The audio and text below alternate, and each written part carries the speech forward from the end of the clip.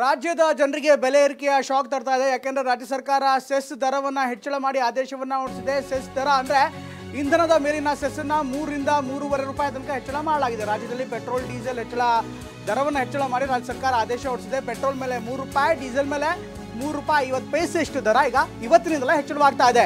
Petrol diesel ದರ ಏರಿಸಂತ ಸಿದ್ದರಾಮಯ್ಯ ಸರ್ಕಾರ ಈಗ ಸೆಸ್ ಮೇಲಿನ ದರವನ್ನು ಹೆಚ್ಚಳ ಮಾಡಿದೆ. ಇಂದಿನಿಂದಲೇ ಪೆಟ್ರೋಲ್ ಮತ್ತು ಡೀಸೆಲ್ ಮೇಲಿನ ದರ ಹೆಚ್ಚಳವಾಗ್ತಾ ಇದೆ. ಯಾಕೆಂದ್ರೆ ಈಗಾಗಲೇ ದರ ಒಂದು ಕಡೆಗೆ ಆದರೆ ನೇರವಾಗಿ ತೆರಿಗೆ ಇನ್ನೊಂದು ಕಡೆಗೆ. ಇದರ ಜೊತೆಗೆ ಸೆಸ್ ರಾಜ್ಯ ಸರ್ಕಾರದಿಂದ ವಿಧಿಸಿರುವಂಥದ್ದು 99.84 ಇದ್ದಂಥ ಪೆಟ್ರೋಲ್ ಲೀಟರ್ ದರ ಈಗ 103 ರೂಪಾಯಿ ಆಗುತ್ತೆ. ಅಂದರೆ ಹತ್ತತ್ರ 100 ರೂಪಾಯಿ ಇತ್ತು, ಈಗ 103 ರೂಪಾಯಿ ಆಗ್ತಾ ಇದೆ. ಅದೇ ರೀತಿ 85 ರೂಪಾಯಿಂದ 86 ರೂಪಾಯಿ ಇದ್ದಂಥ ಡೀಸೆಲ್ ಈಗ ಮತ್ತೆ 3.5 ರೂಪಾಯಿ ಜಾಸ್ತಿ ಆಗ್ತಾ ಇದೆ. ಪೆಟ್ರೋಲ್ ಡೀಸೆಲ್ ದರ ಹೆಚ್ಚಳ ಮಾಡಿ ರಾಜ್ಯ ಸರ್ಕಾರ ಆದೇಶವನ್ನು ಹೊರಡಿಸಿದೆ. ಇಷ್ಟು ದಿನ 100 ರೂಪಾಯಿ ಇತ್ತು, ಅಂದರೆ 100 ರೂಪಾಯಿ ಜೊತೆಗೆ ಇನ್ನಷ್ಟು ಹೆಚ್ಚಳವಾಗ್ತಾ ಇದೆ. ಇವತ್ತಿನಿಂದಲೇ ದರ ಹೆಚ್ಚಳವಾಗ್ತಾ ಇದೆ. ಇವತ್ತು ರಾತ್ರಿಯಿಂದಲೇ ಅಥವಾ ತತ್ಕ್ಷಣದಿಂದಲೂ ಆದರೂ ಕೂಡ ಅಚ್ಚರಿಯೇನಿಲ್ಲ, ಇವತ್ತಿನಿಂದಲೇ ದರ ಹೆಚ್ಚಳವಾಗುತ್ತೆ. ರಾಜ್ಯ ಸರ್ಕಾರ ಸೆಸ್ ಹೆಚ್ಚಳ ಮಾಡಿರುವಂಥ ಹಿನ್ನೆಲೆಯಲ್ಲಿ ಈಗಿನಿಂದಲೇ ಈಗ ದರ ಹೆಚ್ಚಳವಾಗ್ತಾ ಇದೆ. ಇದರ ಜೊತೆಗೆ ಈಗಾಗಲೇ ಗೌರ್ಮೆಂಟ್ ನೋಟಿಫಿಕೇಶನ್ನ ಕೂಡ ಹೊರಡಿಸಲಾಗಿದೆ. ಇದಕ್ಕೆ ಸಂಬಂಧಪಟ್ಟಂತೆ ಸರ್ಕಾರಿ ಆದೇಶ ಕೂಡ ಬಂದಿದೆ.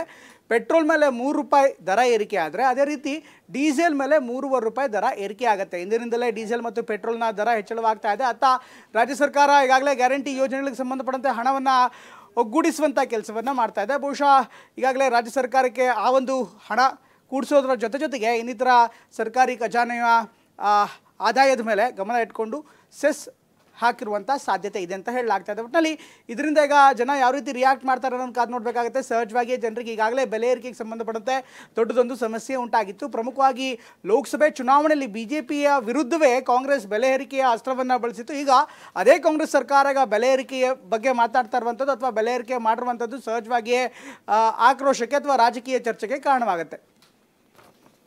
ಇದರ ಜೊತೆಗೆ ಬಿಜೆಪಿ ಕೂಡ ಈಗಾಗಲೇ ಆಕ್ಟಿವ್ ಆಗಿದೆ. ಈ ಒಂದು ದರ ಹೆಚ್ಚಳಕ್ಕೆ ಸಂಬಂಧಪಟ್ಟಂತೆ ಬಿಜೆಪಿಯ ರಾಜ್ಯಾಧ್ಯಕ್ಷ ವಿಜಯೇಂದ್ರ ತೀವ್ರವಾದಂಥ ಆಕ್ರೋಶವನ್ನು ಹೊರಹಾಕ್ತಾ ಇದ್ದಾರೆ. ಪೆಟ್ರೋಲ್ ಡೀಸೆಲ್ ದರ ಏರಿಕೆಗೆ ಬಿಜೆಪಿ ಖಂಡನೆಯನ್ನು ವ್ಯಕ್ತಪಡಿಸಿದೆ. ಸರಿಯಲ್ಲ, ರಾಜ್ಯ ಸರ್ಕಾರ ಮಾಡ್ತಾ ಇರುವಂಥ ನಿರ್ಧಾರದ ವಿರುದ್ಧ ಬಿಜೆಪಿ ಈಗ ಹೋರಾಟಕ್ಕೆ ಸಜ್ಜಾಗ್ತಾ ಇದೆ. ಸರ್ಕಾರದ ವಿರುದ್ಧ ಹೋರಾಟ ಮಾಡೋದಕ್ಕೆ ಬಿಜೆಪಿ ರೆಡಿ ಆಗ್ತಾ ಇದೆ. ಜೂನ್ 17ರಂದು ರಾಜ್ಯಾದ್ಯಂತ ಪ್ರತಿಭಟನೆಗೆ ಬಿಜೆಪಿ ಕರೆ ಕೊಟ್ಟಿದೆ.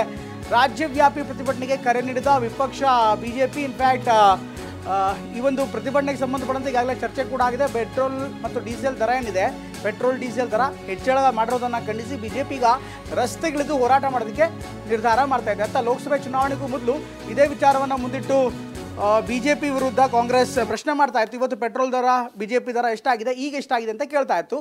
ಈಗ ಬಿಜೆಪಿ ಅದೇ ಅಸ್ತ್ರವನ್ನು ಕಾಂಗ್ರೆಸ್ ವಿರುದ್ಧ ಬಳಸ್ತಾ ಇದೆ. ಇವತ್ತು ಪೆಟ್ರೋಲ್ ರೇಟನ್ನು ಪ್ರತಿ ಲೀಟರ್ಗೆ 3 ರೂಪಾಯಿ ಜಾಸ್ತಿ ಮಾಡಿರ್ತಕ್ಕಂಥದ್ದು, ಡೀಸೆಲಿನ ಬೆಲೆ ಪ್ರತಿ ಲೀಟರ್ಗೆ 3 ರೂಪಾಯಿ 50 ಪೈಸೆ ಜಾಸ್ತಿ ಮಾಡಿರ್ತಕ್ಕಂಥದ್ದು ರಾಜ್ಯದ ಜನರ ಮೇಲೆ ಇವತ್ತು ಬರೆಯನ್ನು ಹಾಕಿಕೊಟ್ಟಿದ್ದಾರೆ. ಒಂದು ಕಡೆ ಸೋಲಿನ ಹತಾಶೆ, ಮತ್ತೊಂದು ರಾಜ್ಯದಲ್ಲಿ ಇವತ್ತು ಆರ್ಥಿಕ ಪರಿಸ್ಥಿತಿ ಸಂಪೂರ್ಣ ಹದಗೆಟ್ಟಿರ್ತಕ್ಕಂಥದ್ದು. ಆದರೆ ಬಂಡ ಸರ್ಕಾರ, ಮಾನ್ಯ ಮುಖ್ಯಮಂತ್ರಿಗಳು ಇದನ್ನು ಒಪ್ಕೊಳ್ಳೋದಿಲ್ಲ. ಆರ್ಥಿಕ ಪರಿಸ್ಥಿತಿ ಬಹಳ ಸದೃಢವಾಗಿದೆ ಅಂತ ಒಂದು ಕಡೆ ಹೇಳ್ತಾರೆ, ಮತ್ತೊಂದು ಕಡೆ ಇವತ್ತು ಪೆಟ್ರೋಲ್ ಡೀಸೆಲ್ ರೇಟ್ ಜಾಸ್ತಿ ಮಾಡಿರ್ತಕ್ಕಂಥದ್ದು ಮೇಲ್ನೋಟಕ್ಕೆ ಗೊತ್ತಾಗ್ತದೆ. ಇವತ್ತು ರಾಜ್ಯದ ಆರ್ಥಿಕ ಪರಿಸ್ಥಿತಿ ಇವತ್ತು ಸಂಪೂರ್ಣವಾಗಿ ಹದಗೆಟ್ಟಿರ್ತಕ್ಕಂಥದ್ದು. ರಾಜ್ಯ ಸರ್ಕಾರ ಅಧಿಕಾರಿಗಳ ಸಂಬಳವೂ ಕೂಡ ಕೊಡದೇ ಇರತಕ್ಕಂಥ ಒಂದು ಕೆಟ್ಟ ಪರಿಸ್ಥಿತಿಗೆ ಬಂದಿರತಕ್ಕಂಥದ್ದು. ಇದರ ಪರಿಣಾಮ ರಾಜ್ಯದ ಜನರ ಮೇಲೆ ಬರೆ ಹಾಕಿದ್ದಾರೆ. ಪೆಟ್ರೋಲ್ ಮತ್ತು ಡೀಸೆಲ್ ರೇಟನ್ನು ಜಾಸ್ತಿ ಮಾಡಿದ್ದಾರೆ. ಮಾನ್ಯ ಮುಖ್ಯಮಂತ್ರಿಗಳು ತಮ್ಮ ಬಂಡತನವನ್ನು ಬಿಟ್ಟು ತತ್ಕ್ಷಣ ಇವತ್ತೇನು ಪೆಟ್ರೋಲು 3 ರೂಪಾಯಿ ಏರಿಸಿರ್ತಕ್ಕಂಥದ್ದು, ಡೀಸೆಲ್ಗೆ 3.5 ರೂಪಾಯಿ ಏರಿಸಿರ್ತಕ್ಕಂಥದ್ದು, ತತ್ಕ್ಷಣ ಇದನ್ನು ಹಿಂಪಡಿಬೇಕು. ನಾವಿಲ್ಲ ರಾಜ್ಯಾದ್ಯಂತ ಈಗಾಗಲೇ ಹೋರಾಟ ಕರೆ ಕೊಟ್ಟಿದ್ದೇವೆ. ಮುಂದಿನ ಸೋಮವಾರ ಇವತ್ತು ರಾಜ್ಯಾದ್ಯಂತ ಎಲ್ಲ ಜಿಲ್ಲಾ ಕೇಂದ್ರಗಳಲ್ಲಿ ಭಾರತೀಯ ಜನತಾ ಪಾರ್ಟಿ ಪ್ರತಿಭಟನೆ ಮಾಡ್ತೇವೆ. ಇವಾಗ ನಾವೇನು ಮಾತಾಡೋಕ್ಕಾಗಲ್ಲ, ಅವ್ರಿಗೆ ಅರ್ಥ ಆಗಿ ಅವರು ಸರಿ ತಗೋಬೇಕು. ರಾಜು ಅಂತ ಜನ ಕೂಡ ಈಗ ಆಕ್ರೋಶವನ್ನು ಹೊರಹಾಕ್ತಾ ಇದ್ದಾರೆ. ಇದೇ ರೀತಿಯಂಥ ನಿರ್ಧಾರಗಳಿಂದ ಸಹಜವಾಗಿ ನಮಗೆ ಸಮಸ್ಯೆ ಆಗುತ್ತೆ ಅನ್ನುವಂಥ ಮಾತನ್ನು ಜನಸಾಮಾನ್ಯರು ಕೂಡ ಹೇಳ್ತಾ ಇದ್ದಾರೆ. ಇಂದಿನಿಂದ ಪೆಟ್ರೋಲ್ ₹3 ಜಾಸ್ತಿ ಆದರೆ ಡೀಸೆಲ್ ಲೀಟರ್ಗೆ ₹3.50 ಎಷ್ಟು ಜಾಸ್ತಿ ಆಗ್ತದೆ. ಈ ಬಗ್ಗೆ ಇನ್ನಷ್ಟು ಹೆಚ್ಚಿನ ಮಾಹಿತಿಯನ್ನು ನೀಡ್ತಾರೆ ನಮ್ಮ ಪ್ರತಿನಿಧಿ ಪ್ರಸನ್ನ ನೇರ ಸಂಪರ್ಕದಲ್ಲಿ ಜಾಯ್ನ್ ಆಗ್ತಾರೆ. ಪ್ರಸನ್ನ, ಎಲ್ಲ ಡೆವಲಪ್ಮೆಂಟ್ಗಳನ್ನು ನೋಡ್ತಾ ಇದ್ದಾರೆ. ಅತ್ತ ಲೋಕಸಭೆ ಚುನಾವಣೆಗೂ ಮೊದಲು ಇದೇ ಕಾಂಗ್ರೆಸ್ ಸರ್ಕಾರ ಬಿಜೆಪಿ ವಿರುದ್ಧ ಬೆಲೆ ಏರಿಕೆ ವಿಚಾರವಾಗಿ ಸಾಕಷ್ಟು ದೊಡ್ಡ ಪ್ರಮಾಣದಲ್ಲಿ ಮಾತಾಡ್ತಾ ಇತ್ತು. ಜೊತೆಗೆ ಕಾಂಗ್ರೆಸ್ ಸರ್ಕಾರಕ್ಕಿಂತ ಹೆಚ್ಚಾಗಿ ಬಿಜೆಪಿಯ ಕೇಂದ್ರ ಸರ್ಕಾರದ ವಿರುದ್ಧ ನೇರವಾಗಿ ಆರೋಪ ಮಾಡ್ತಾ ಇತ್ತು. ಈಗ ರಾಜ್ಯ ಸರ್ಕಾರ ಸೆಸ್ ಹೆಚ್ಚಳ ಮಾಡ್ತಾ ಇರೋದಕ್ಕೆ ಪ್ರಮುಖ ಕಾರಣ ಏನಿರ್ಬೋದು? ಅಫ್ಕೋರ್ಸ್ ಸೆಸ್ ಅಂದರೆ ಯಾವ್ದಾದ್ರು ನಿರ್ದಿಷ್ಟ ಯೋಜನೆಗೆ ನಿರ್ದಿಷ್ಟ ಕಾರ್ಯಕ್ರಮಕ್ಕೆ ಹೆಚ್ಚಳ ಮಾಡಿರುವಂಥದ್ದು. ಹೀಗಾಗಿ ಈ ಸೆಸ್ಸನ್ನು ಯಾವ ಕಾರಣಕ್ಕೋಸ್ಕರ, ಬಹುಶಃ ಗ್ಯಾರಂಟಿಗೆ ಆಗ್ತಾ ಇರುವಂಥ ಸಮಸ್ಯೆಯಿಂದ ಅಥವಾ ಕೊರತೆ ಏನಾಗ್ತಾ ಇದೆ, ಹಣದ ಕೊರತೆ ಆಗ್ತಾ ಇದೆ ಅನ್ನುವಂಥ ಮಾಹಿತಿಗಳು ಕೂಡ ಇದೆ. ಈ ಕಾರಣಕ್ಕೋಸ್ಕರ ಮಾಡಲಾಗ್ತಾ ಇದೆಯಾ? ಪರಿಣಾಮ ಪ್ರಮೋದ್, ಇದೀಗ ಮೇಲ್ನೋಟಕ್ಕೆ ನೇರವಾಗಿ ಕಾಂಗ್ರೆಸ್ ಸರ್ಕಾರ, ಅದರಲ್ಲೂ ಸಿದ್ದರಾಮಯ್ಯನವರು ಹಣಕಾಸು ಇಲಾಖೆಯನ್ನು ನಿರ್ವಹಿಸ್ತಾ ಇದ್ದಾರೆ.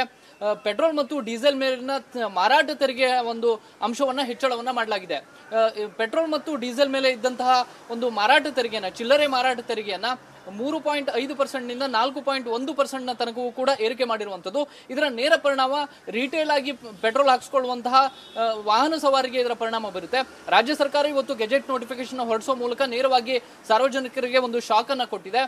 ಇಷ್ಟು ದಿನಗಳ ಕಾಲ ಪೆಟ್ರೋಲ್ನ ಮತ್ತು ಡೀಸೆಲ್ನ ಮೇಲಿನ ತೆರಿಗೆ ಏನಿತ್ತು ಅದು ಕೇವಲ 25% ಇತ್ತು. ಅದನ್ನ ಪೆಟ್ರೋಲ್ ಮೇಲಿನ ತೆರಿಗೆಯನ್ನು 25% ನಿಂದ 29%ಗೆ ಏರಿಕೆಯನ್ನು ಮಾಡಲಾಗಿದೆ. ಡೀಸೆಲ್ ಮೇಲಿನ ತೆರಿಗೆ 14% ಇತ್ತು, ಅದನ್ನು 18%ಗೆ ಏರಿಕೆಯನ್ನು ಮಾಡಲಾಗಿದೆ.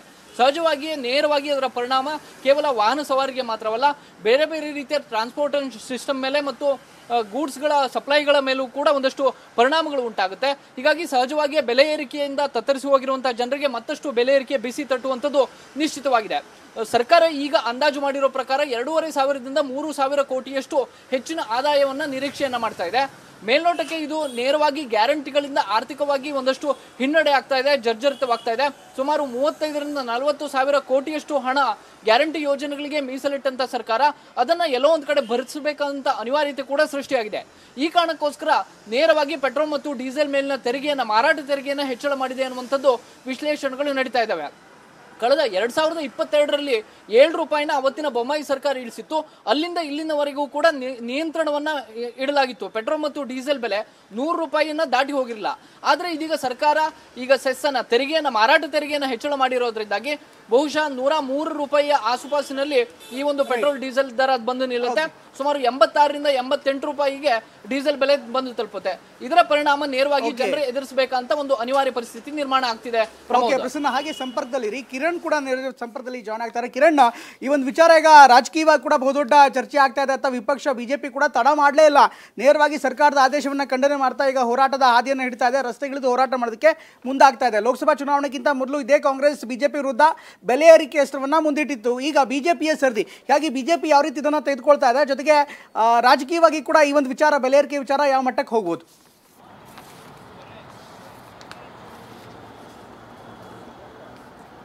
ಪ್ರಮೋದ್, ಬಿಜೆಪಿ ಬೆಲೆ ಏರಿಕೆ ವಿಚಾರದಲ್ಲಿ ಯಾವುದೇ ತಡ ಮಾಡದೆ ತಕ್ಷಣವಾದಂತಹ ತೀರ್ಮಾನವನ್ನು ತೆಗೆದುಕೊಂಡಿದೆ. ಹೀಗಾಗಿ ಸೋಮವಾರವೇ ರಾಜ್ಯವ್ಯಾಪಿ ಪ್ರತಿಭಟನೆಯನ್ನು ಮಾಡೋದಕ್ಕೆ ಬಿಜೆಪಿ ತೀರ್ಮಾನವನ್ನು ತೆಗೆದುಕೊಂಡಿದೆ. ಯಾವಾಗ ಆದೇಶ ಹೊರಬಿತ್ತ ಸರ್ಕಾರದಿಂದ ತಕ್ಷಣಕ್ಕೆ ಸಭೆಯನ್ನು ಸೇರಿದಂತಹ ಬಿಜೆಪಿ ಮುಖಂಡರು ಸೋಮವಾರ ಪ್ರತಿಭಟನೆಯನ್ನು ಮಾಡೋದಕ್ಕೆ ತೀರ್ಮಾನವನ್ನು ಮಾಡಿದರು. ಹೀಗಾಗಿ ಬೆಂಗಳೂರು ಸೇರಿದಂತೆ ರಾಜ್ಯದ ಎಲ್ಲ ಜಿಲ್ಲಾ ಕೇಂದ್ರಗಳಲ್ಲಿ ಪೆಟ್ರೋಲ್ ಮತ್ತು ಡೀಸೆಲ್ ದರ ಏರಿಕೆ ವಿಚಾರವಾಗಿ ಬಿಜೆಪಿ ರಾಜ್ಯ ಸರ್ಕಾರದ ವಿರುದ್ಧ ಪ್ರತಿಭಟನೆಯನ್ನು ಮಾಡೋದಕ್ಕೆ ಮುಂದಾಗಿದೆ. ಪ್ರಮುಖವಾಗಿ ಬೆಲೆ ಏರಿಕೆ ವಿಚಾರದಲ್ಲೇ ಈಗ ಬಿಜೆಪಿ ಪ್ರತಿಭಟನೆ ಮಾಡೋದಕ್ಕೆ ಮುಂದಾಗಿರುವಂಥದ್ದು ರಾಜ್ಯ ಸರ್ಕಾರದ ವಿರುದ್ಧ ಹೋರಾಟಕ್ಕೆ ಬಿಜೆಪಿಗೆ ದೊಡ್ಡ ಅಸ್ತ್ರ ಸಿಕ್ಕಂತಾಗಿದೆ.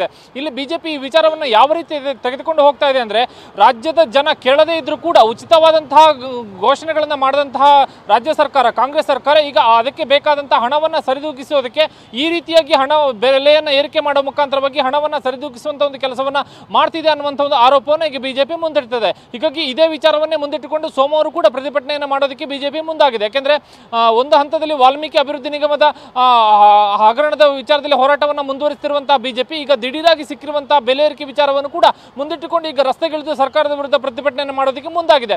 ಯಾವ ರೀತಿ ಲೋಕಸಭಾ ಚುನಾವಣೆಯಲ್ಲಿ ಕೇಂದ್ರ ಸರ್ಕಾರದ ವಿರುದ್ಧ ಕಾಂಗ್ರೆಸ್ ಬೆಲೆ ಏರಿಕೆ ಮತ್ತು ನಿರುದ್ಯೋಗದ ವಿಚಾರವನ್ನು ದೊಡ್ಡ ಮಟ್ಟದಲ್ಲಿ ಬಿಂಬಿಸಿತ್ತು, ಅದಕ್ಕೆ ತಿರುಗೇಟನ್ನು ಕೊಡುವಂತಹ ಒಂದು ಅವಕಾಶ ಸಿಕ್ಕಿದಂತಹ ರೂಪದಲ್ಲಿ ಈಗ ಬಿಜೆಪಿ ಪೆಟ್ರೋಲ್ ಮತ್ತು ಡೀಸೆಲ್ ಬೆಲೆ ಏರಿಕೆ ವಿಚಾರವನ್ನು ಮುಂದಿಟ್ಟುಕೊಂಡು ರಾಜ್ಯ ಸರ್ಕಾರದ ವಿರುದ್ಧ ಹೋರಾಟವನ್ನು ಮಾಡೋದಕ್ಕೆ ಮುಂದಾಗಿದೆ. ಇಲ್ಲಿ ಬಿಜೆಪಿ ಹೇಳೋದಕ್ಕೆ ಹೊರಟಿರುವಂತಹ ವಿಚಾರ ಏನಂದ್ರೆ, ರಾಜ್ಯದಲ್ಲಿ ಉಚಿತ ಭಾಗ್ಯವನ್ನು ಕೊಟ್ಟಂತಹ ಕಾಂಗ್ರೆಸ್ ಸರ್ಕಾರ ರಾಜ್ಯದ ಬೊಕ್ಕಸವನ್ನು ಖಾಲಿ ಮಾಡಿಕೊಂಡು ಈಗಾಗಲೇ ಅದಕ್ಕೆ ಹಣವನ್ನು ಭರ್ತಿ ಮಾಡೋದಕ್ಕೆ ಈ ರೀತಿಯಾದಂತಹ ಮಾರ್ಗಗಳ ಮುಖಾಂತರವಾಗಿ ತನ್ನ ಸರ್ಕಾರದ ಬೊಕ್ಕಸವನ್ನು ತುಂಬಿಸಿಕೊಳ್ಳುವಂಥ ಕೆಲಸವನ್ನ ರಾಜ್ಯ ಸರ್ಕಾರ ಮಾಡೋದಕ್ಕೆ ಹೊರಟಿದೆ. ಆ ಕಾರಣಕ್ಕಾಗಿ ಈಗ ದಿಢೀರಾಗಿ ಬೆಲೆ ಏರಿಕೆಯನ್ನು ಮಾಡಿರುವಂಥದ್ದು ಅನ್ನುವಂಥ ಆರೋಪವನ್ನು ಮುಂದಿಡೋದಕ್ಕೆ ಈಗ ಬಿಜೆಪಿ ಮುಂದಾಗಿದೆ. ಆ ಕಾರಣಕ್ಕಾಗಿ ತಕ್ಷಣಕ್ಕೆ ಈಗ ಸೋಮವಾರವೇ ಹೋರಾಟವನ್ನು ಮಾಡೋದಕ್ಕೆ ಬಿಜೆಪಿ ಮುಂದಾಗಿರುವಂಥದ್ದು. ಪ್ರಮೋದ್, ನಿಜ ಕಿರಣ್, ಒಟ್ಟಿನಲ್ಲಿ ಈ ಒಂದು ಪ್ರಕರಣ ಏನಿದೆ ಅಥವಾ ಈ ದರ ಹೆಚ್ಚಳ ಏನಿದೆ ಸಹಜವಾಗಿ ಸಾಕಷ್ಟು ದೊಡ್ಡ ಪ್ರಮಾಣದಲ್ಲಿ ಚರ್ಚೆಗೆ ಕಾರಣವಾಗುತ್ತೆ, ರಾಜಕೀಯವಾಗಿ ಕೂಡ ಆರೋಪ ಪ್ರತ್ಯಾರೋಪಕ್ಕೆ ಕಾರಣವಾಗುತ್ತೆ. ಇದೆಲ್ಲ ಒಂದ್ ಕಡೆಗೆ, ಇದ್ರ ಜೊತೆಗೆ ಜನಸಾಮಾನ್ಯರು ಏನು ಹೇಳ್ತಿದ್ದಾರೆ, ಅವರು ಕೂಡ ಈಗಾಗಲೇ ಬೆಲೆ ಏರಿಕೆ ವಿಚಾರವಾಗಿ ಸಾಕಷ್ಟು ನೋವನ್ನು ಉಂಡವರು, ಮತ್ತೆ ಜನ ಕೂಡ ಮಾತನಾಡ್ತಿದ್ದಾರೆ. ಬೆಲೆ ಏರಿಕೆ ಎಷ್ಟು ತೊಂದರೆ ಆಗ್ತಾ ಇದೆ ಬಗ್ಗೆ ಜನಸಾಮಾನ್ಯರು ಏನು ಹೇಳ್ತಾರೆ ಅವರನ್ನೇ ಕೇಳೋಣ ಬನ್ನಿ. ಸರ್ಕಾರ ನೋಡಬೇಕು, ಸರ್ಕಾರ ಮಾಡಿದ್ರೆ ನಮಗೆ ಒಳ್ಳೆಯದಾಗುತ್ತೆ. ನಾವೇನು ಮಾಡೋಕ್ಕಾಗಲ್ಲ. ಏನಿದ್ರೆ ನಾವು ಹಾಕ್ಲೇಬೇಕು, ಹೋಗಲೇಬೇಕು, ದಿನ ಹೋಗಲೇಬೇಕಾಗುತ್ತೆ. So we have to do, ಹೋಗಲೇಬೇಕು ಮೇಡಮ್, ಏನು ಮಾಡೋಕ್ಕಾಗುತ್ತೆ. ನಾವು ದುಡಿಬೇಕಿವ ಆ ಥರ. ಅವರು ರೇಟ್ ಮಾಡಬೇಕು, ರೇಟ್ ಮಾಡ್ತಾರೆ, ಆ ಥರ ಸ್ಯಾಲ್ರಿನೂ ರೇಟ್ ಮಾಡಬೇಕು. ಅವರು ಏನೂ ಮಾಡಲ್ಲ, ಹೆಂಗೆ ಜೀವನ ಹಂಗೆ ಹೋಗಬೇಕು. ಸರ್ಕಾರ ನೋಡಬೇಕು, ಸರ್ಕಾರ ಮಾಡಿದ್ರೆ ನಮಗೆ ಒಳ್ಳೆಯದಾಗುತ್ತೆ. ನಾವೇನು ಮಾಡೋಕ್ಕಾಗಲ್ಲ. ಏನಿದ್ರೆ ನಾವು ಹಾಕ್ಲೇಬೇಕು, ಹೋಗಲೇಬೇಕು, ದಿನ ಹೋಗಲೇಬೇಕಾಗುತ್ತೆ. So we have to do, ಹೋಗಲೇಬೇಕು ಮೇಡಮ್, ಏನು ಮಾಡೋಕ್ಕಾಗುತ್ತೆ. ನಾವು ದುಡಿಬೇಕಿವ ಆ ಥರ. ಅವರು ರೇಟ್ ಮಾಡಬೇಕು, ರೇಟ್ ಮಾಡ್ತಾರೆ, ಆ ಥರ ಸ್ಯಾಲ್ರಿನೂ ರೇಟ್ ಮಾಡಬೇಕು. ಅವರು ಏನೂ ಮಾಡಲ್ಲ, ಹೆಂಗೆ ಜೀವನ ಹಂಗೆ ಹೋಗಬೇಕು. ಅಲ್ಲ, ಕಮ್ಮಿ ಮಾಡ್ಬೇಕು ಮೇಡಮ್. ನಮಗೆ ನೋಡಿ, ನಾವು ಕೂಲಿ ಕೆಲಸ ಮಾಡೋದು, ಗಾರೆ ಕೆಲಸ ಮಾಡೋದು. ನಾವು ಗಾಡಿ ತೊಗೊಂಡಿದ್ವಿ, 2 ತಿಂಗಳಾಯಿತು. ಈ ಪೆಟ್ರೋಲ್ ಹಾಕ್ಲೇಬೇಕು, ಇಲ್ಲಾಂದ್ರೆ ಹತ್ರದಲ್ಲಿ ಕೆಲಸ ಸಿಗಲ್ಲ, ದೂರ ಹೋಗಲೇಬೇಕು. ಸರ್ಕಾರ ಕಮ್ಮಿ ಮಾಡಬೇಕು, ಇದಕ್ಕೆ ಬಡವರಿಗೆ ಅದಕ್ಕೆಲ್ಲ ಅನುಕೂಲ ಆಗುತ್ತೆ. ಈ ಥರ ಮಾಡಿದರೆ ಸ್ವಲ್ಪ ನಮಗೂ ಅನುಕೂಲ ಆಗುತ್ತೆ, ಎಲ್ರಿಗೂ ಅನುಕೂಲ ಆಗುತ್ತೆ. ಅದೇ ನಾನು ಎಷ್ಟು ಕಷ್ಟ ಆಗುತ್ತೆ ಮೇಡಮ್, ಕಷ್ಟನೇ ಆಗುತ್ತೆ. ಏನು ಮಾಡ್ತೀವಿ, ಹಾಕ್ಲೇಬೇಕು. ಇವಾಗ ಅವ್ರಿಗೆ ಅರ್ಥ ಆಗಬೇಕಲ್ಲ, ನಾವು ವೋಟ್ ಮಾಡಿದ್ದೀವಿ, ಇವಾಗ ನಾವೇನು ಮಾತಾಡೋಕ್ಕಾಗಲ್ಲ. ಅವ್ರಿಗೆ ಅರ್ಥ ಆಗಿ ಅವರು ಸರಿ ತೊಗೋಬೇಕು. ಅಲ್ಲ, ಕಮ್ಮಿ ಮಾಡ್ಬೇಕು ಮೇಡಮ್ ನಮಗೆ. ರೈಟ್, ಇದು ಜನಸಾಮಾನ್ಯರು ಹೇಳ್ತಾ ಇರುವಂಥದ್ದು. ಮತ್ತು ಒಂದು ಕಡೆಗೆ ಬೆಂಗಳೂರಿನಲ್ಲಿ ಯಾವ ಥರ ರೇಟ್ ಇದೆ, ಚೆನ್ನೈನಲ್ಲಿ ಯಾವ ಥರ ರೇಟ್ ಇದೆ ಎಲ್ಲವನ್ನೂ ಕೂಡ ಕಂಪೇರ್ ಮಾಡಿ ನೋಡೋದಾದರೆ, ಈಗ ಚೆನ್ನೈನಲ್ಲಿ ಇವತ್ತು 100 ರೂಪಾಯಿ ಇದೆ, ಬೆಂಗಳೂರಿನಲ್ಲಿ ಈಗ 103 ರೂಪಾಯಿ ಆಗ್ತಾಯಿದೆ. ಹೈದರಾಬಾದ್ನಲ್ಲಿ ಇವತ್ತಿನ ದರ 107 ರೂಪಾಯಿ ಇದೆ, ಅಲ್ಲೂ ಕೂಡ ಗ್ಯಾರಂಟಿ ಕೊಟ್ಟಿದ್ದಾರೆ. ಕರ್ನಾಟಕದಲ್ಲೂ ಕೂಡ ಗ್ಯಾರಂಟಿ ಇದೆ, ಬಹುಶಃ ಇದೆಲ್ಲರ ಎಫೆಕ್ಟ್ ಅಲ್ಲೂ ಕೂಡ ಇರ್ಬೋದು. ಇದ್ರ ಜೊತೆಗೆ ಕಲ್ಕತ್ತಾದಲ್ಲಿ ಇವತ್ತಿನ ಪೆಟ್ರೋಲ್ ದರ 103 ರೂಪಾಯಿ ಇದೆ. ಕರ್ನಾಟಕದಲ್ಲಿ ಈಗ ಅಂದರೆ ಈ ದರ ಹೆಚ್ಚಳಕ್ಕೂ ಮುನ್ನ 99 ರೂಪಾಯಿ, ಹತ್ತತ್ರ 100 ರೂಪಾಯಿ, 99 ರೂಪಾಯಿ 80 ಪೈಸೆನೇನೋ ಇದೆ, ಅಂದರೆ 100 ರೂಪಾಯಿ ತನಕ ಇದೆ. ಅದೇ ರೀತಿ ನವದೆಹಲಿಯಲ್ಲಿ ಪೆಟ್ರೋಲ್ ದರ 94 ರೂಪಾಯಿ ಇದೆ. ಬೇರೆ ನಗರದಲ್ಲೂ ಕೂಡ ಈ ಪೆಟ್ರೋಲ್ ದರ ಏನಿದೆ ಕಡಿಮೆ ಇದೆ, ಕಂಪೇರಿಟಿವ್ಲಿ ಸ್ವಲ್ಪ ಕಡಿಮೆನೇ ಇದೆ. ಆದರೆ ಎಲ್ಲೆಲ್ಲಿ ದರ ಹೆಚ್ಚಳವಾಗಿದೆ ಅಂತ ನೋಡೋದಾದರೆ, ಕೋಲ್ಕತ್ತಾದಲ್ಲಿ ನಮಗಿಂತ ದರ ಜಾಸ್ತಿ ಇದೆ, 103 ರೂಪಾಯಿ ಇದೆ. ಅದೇ ರೀತಿ ಹೈದರಾಬಾದ್ನಲ್ಲೂ ಕೂಡ 107 ರೂಪಾಯಿ ಇದೆ. ಇನ್ನು ಬೆಂಗಳೂರಿನಲ್ಲಿ ಈಗ 103 ರೂಪಾಯಿ ದರ ಹೆಚ್ಚಳವಾಗುತ್ತೆ. ಇದರಿಂದ ಸುಮಾರು 2,500 ಕೋಟಿ ರೂಪಾಯಿಯಷ್ಟು ಆದಾಯ ಬರುವಂಥ ನಿರೀಕ್ಷೆ ಇದೆ. ಬಹುಶಃ ಇದಕ್ಕೋಸ್ಕರ ರಾಜ್ಯ ಸರ್ಕಾರ ನಿರ್ಧಾರ ಮಾಡಿರುವಂಥ ಸಾಧ್ಯತೆ ಇದೆ. ಅಂದರೆ ಸರ್ಕಾರದ ಬೊಕ್ಕಸಕ್ಕೆ 2,500 ಕೋಟಿ ರೂಪಾಯಿ ಆದಾಯ ಬರುವಂಥ ನಿರೀಕ್ಷೆ ಇದೆ. ಹೀಗಾಗಿ ಈ ಪ್ರಮಾಣದಿಂದ ಹೆಚ್ಚಳ ಆಗಿರುವಂಥ, ಅಂದರೆ ಆದಾಯದ ಹೆಚ್ಚಳ ಕೂಡ ಆಗುತ್ತೆ.